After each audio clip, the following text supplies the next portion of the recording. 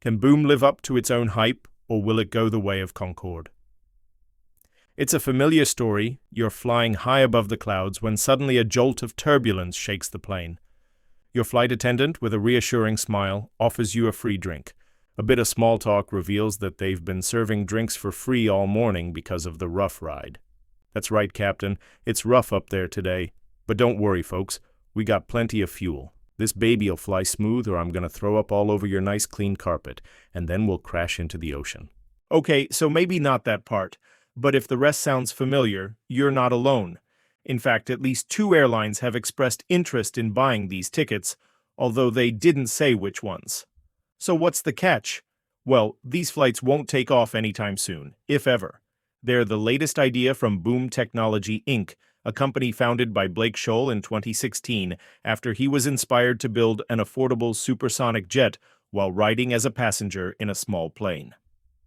This may sound like a whimsical notion, but it has deep roots in reality.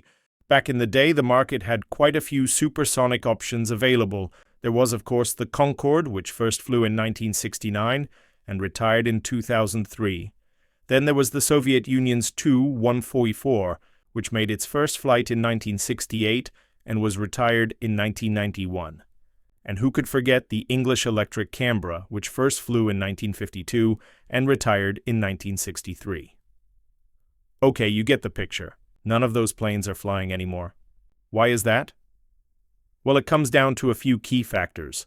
First, supersonic jets produce loud sonic booms that can damage property and disrupt people's lives. Second, they burn a lot of fuel, making them expensive to operate. And third, they require specialized airports and infrastructure, limiting their usefulness. Despite these challenges, Boom believes they can build a better supersonic jet that will change everything. Their first model, the XB1, is a small prototype designed to test the company's new technologies. It looks like a cross between a spaceship and a fighter jet and can reach speeds of up to Mach 1.7. Boom says that their larger model, the XB2, will be able to carry up to 50 passengers at twice the speed of sound, cutting transatlantic travel times in half. But how much will these tickets cost?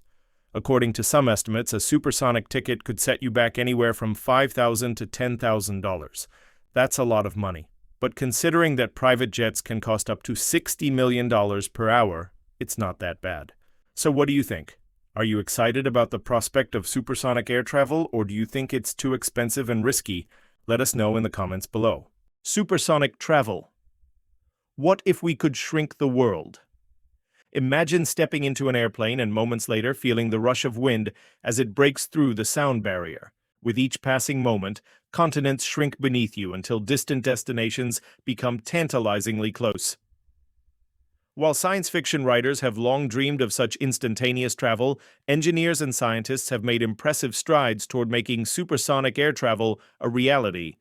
But along with the allure of speed comes the harsh truth. Supersonic flight faces formidable challenges that have both historical and scientific roots. One of the biggest obstacles to supersonic flight is noise pollution. The sonic boom produced by an aircraft moving faster than the speed of sound can be heard hundreds of miles away, disrupting daily life and causing potential damage to property. Moreover, the intense noise levels can pose health risks to both passengers and crew members alike. While significant progress has been made in designing quieter aircraft, achieving the near-silent supersonic flight envisioned by science fiction remains a distant goal.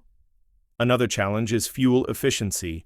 Supersonic jets consume substantially more fuel compared to subsonic planes due to the increased energy required to overcome air resistance at higher speeds.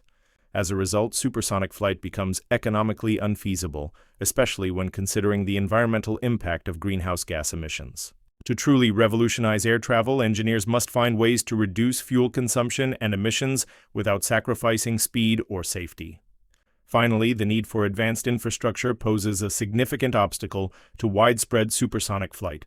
Airports and air traffic control systems must be upgraded to accommodate the unique requirements of supersonic aircraft, which could potentially limit access to smaller airports and increase operational complexity.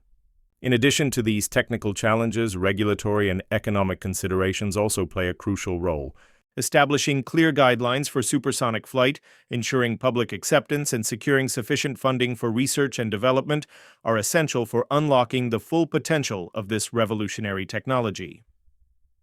Despite these obstacles, the pursuit of supersonic flight continues to captivate the human spirit of innovation. As engineers and scientists push the boundaries of what's possible, we inch closer to a future where supersonic flight becomes a common means of transportation. Whether it's the promise of faster travel times, improved connectivity, or the sheer thrill of pushing the limits of technology, the allure of supersonic flight remains a powerful motivator for continued exploration and discovery. The future is now. Take a look back. To understand why supersonic flight has been elusive, it helps to look back at the history of aviation. The Wright brothers made the first successful flight in 1903, but it wasn't until 1947 that Chuck Yeager broke the sound barrier for the first time in the Bell X-1 rocket plane.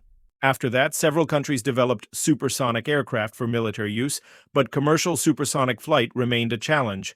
The Concorde, a joint project between France and the UK, was the first supersonic jetliner to enter service in 1976. It could carry 100 passengers at twice the speed of sound, completing the transatlantic journey in just 3.5 hours. But despite its popularity with passengers and crew, the Concorde was plagued by technical problems, high operating costs, and public criticism over its noise levels and fuel consumption. After an accident in 2000, the Concorde was retired in 2003, leaving the market without any viable supersonic options. However, Boom Technology aims to change that with their new jet, the Overture. The company claims that their jet will be able to carry up to 65 passengers at Mach 1.7, cruising at 35,000 feet and flying over land. To achieve this, Boom has developed several innovative technologies, including a new type of engine that is both fuel-efficient and environmentally friendly. The company also claims that their jet will be able to fly over land due to its reduced sonic boom signature. But even if Boom succeeds in developing a supersonic jet, it will face other challenges. For example, airports would need to invest in new infrastructure to handle the Overture, and air traffic control systems would need to be updated to accommodate supersonic flights. Additionally, passengers would need to be willing to pay for the convenience and speed of supersonic travel, which could be significantly more expensive than traditional airfare.